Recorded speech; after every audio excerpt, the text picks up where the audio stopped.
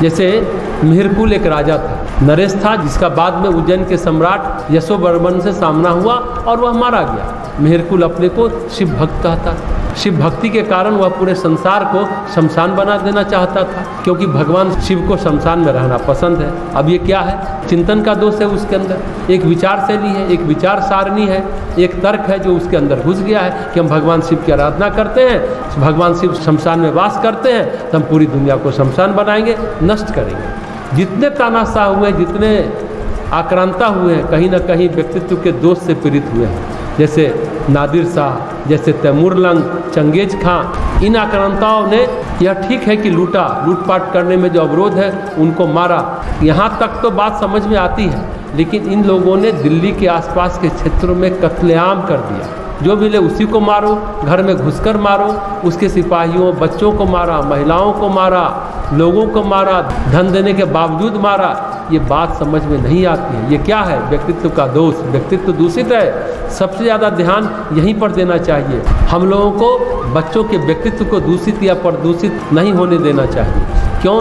जिस व्यक्तित्व को दूषित कर रहे हैं वो आगे चलकर क्या रूप ले, वो अपने लिए, परिवार के लिए, समाज के लिए कितना बड़ा खतरा साबित हो, कहा नहीं जा सकता। हिटलर क्या था? व्यक्तित्व का दोष था उसके अंदर। वह जीवन को, समाज को, जाति को, राष्ट्र को गलत ढंग से परिभाषित कर बैठा। एक अजीब सा उन्माद उसके अंदर प्रवेश कर गया। एक ग्रंथि, एक कॉम्प्लेक्स से पीड़ित था, एक मनोग्रंथि से पीड़ित था। डर लगता था उसको, वो बिल्ली से डरता था। लोगों के प्रति नकारात्मक भाव था। सभी हमारे लिए गलत सोचते हैं, हम बड़े होंगे, समर्थ होंगे तो लोगों को मारेंगे, उल्टा सोचता था।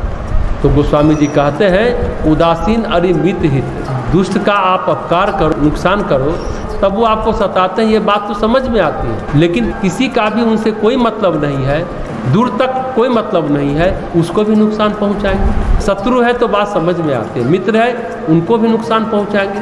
तो तटस्थ है, उदासीन है, उनमें कोई अभिरुचि नहीं है, उससे भी शत्रुता रखता हो या फिर उनका प्रगाढ़ मित्र हो, इन लोगों का अगर हित होगा, भला होगा तो दुष्ट लोग जलेंगे, ईर्ष्या होगी। वो किसी का भला देख ही नहीं सकते, किसी के बारे में अच्छा सोच ही नहीं सकते, विचार ही नहीं कर सकते। नकारात्मक वृत्ति, भाव और विचारों का सघन अंधेरा उनके अंदर घुस गया। मुश्किल है, शरीर ही गलत मिल गया, बिल्डिंग ही गलत बन गया। चाहे आप कुछ भी कर लें, सर्प को चाहे आप दूध पिलाएं या अमृत पिलाएं, लेकिन उगलेगा वो जहर ही। आप कुछ भी करिए, लोमड़ी चालाकी नहीं छोड़ेगी। तो गोस्वामी जी कहते हैं, मुश्किल है, उनके भाव विचार नकारात्मक हो गए, कोई लेना देना नहीं, उदासीन है, अपने रास्ते जा रहे हैं, कोई मतलब नहीं है, उनको भी मार देते हैं। क्यों भाई?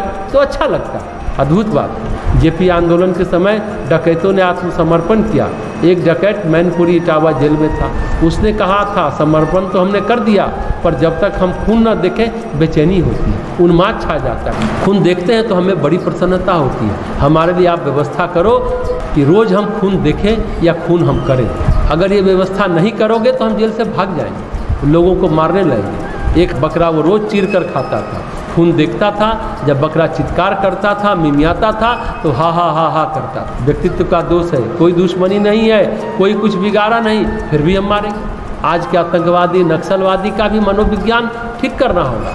एक नक्सली था टीचर, उसी एरिया में बगल के कमरे में अगर भजन बजता था दूसरे व्यक्ति के द्वारा, बहुत चिढ़ मचती थी। वो कहता था, मन करता है भजन तो बंद कर ही दे, बजाने वाले को भी मार दे। प्रतिदिन सुबह मेरा मूड खराब कर देता है। खैर उसका इलाज हुआ, घर वालों के द्वारा ठीक हुआ।